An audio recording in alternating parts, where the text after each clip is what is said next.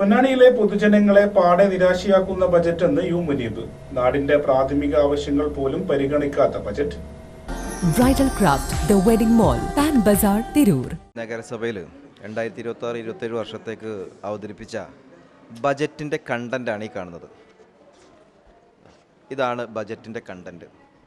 ഈ 4 പേജിൽ ഒതുങ്ങുന്ന ഒരു ബജറ്റാണ് പൊന്നാനി നഗരസഭയിലെ ഈ വളരെ പ്രയാസപ്പെടുന്ന, പിന്നോക്കം നിൽക്കുന്ന ഈ ജനങ്ങൾക്ക് വേണ്ടി, പ്രതീക്ഷയോടുകൂടി ജനങ്ങൾ കാത്തുമ്പോൾ അവർക്ക് വേണ്ടി അവതരിപ്പിച്ച ബജറ്റാണ്.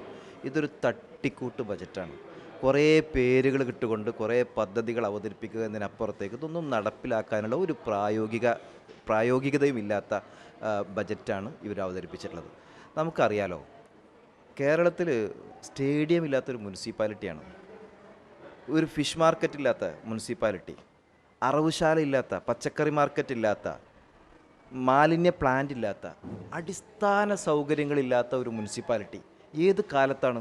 10 കൊല്ലം ഇവരുടെ സർക്കാർ, ഇവിടെ പൊന്നാനി നഗരസഭ ഭരിക്കുന്ന ഒരു സർക്കാർ കേരളം ഭരിക്കുമ്പോൾ, പിണറായി കേരളം ഭരിക്കുമ്പോൾ, തുടർച്ചയായി 10 വർഷം നഗരസഭ ഭരിച്ച ഒരു ഭരണസമിതി ഇത്രയും വർഷം പിന്നിടുമ്പോഴും ഇതൊക്കെ ഇല്ലാത്ത, പരിമിതികളുള്ള ഒരു ബസ് സ്റ്റാൻഡുമായി ബന്ധപ്പെട്ട് എത്ര ബജറ്റിലാണ് ബസ് സ്റ്റാൻഡിന് ഫണ്ട് വകയിരുത്തിയത്? ആ ബസ് സ്റ്റാൻഡിൻ്റെ സ്ഥിതി എന്താ?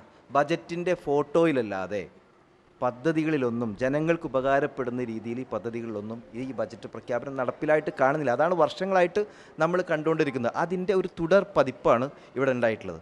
ഇവിടെ കുറേ പദ്ധതികൾ വരും. ഇവിടെ ഉമ്മാച്ചു, ഫെമിനിച്ചി പാത്തിമ, വനിതകൾക്ക് ഒരു സംരംഭം പോലും പ്രാക്ടിക്കലായി നടപ്പിലാക്കാൻ കഴിയുന്ന ഒരു സംരംഭം പോലും ഈ ബജറ്റിനകത്ത് പ്രഖ്യാപിച്ചിട്ടില്ല. ഈ ബജറ്റിനകത്ത് പ്രഖ്യാപിച്ചെന്തറിയോ?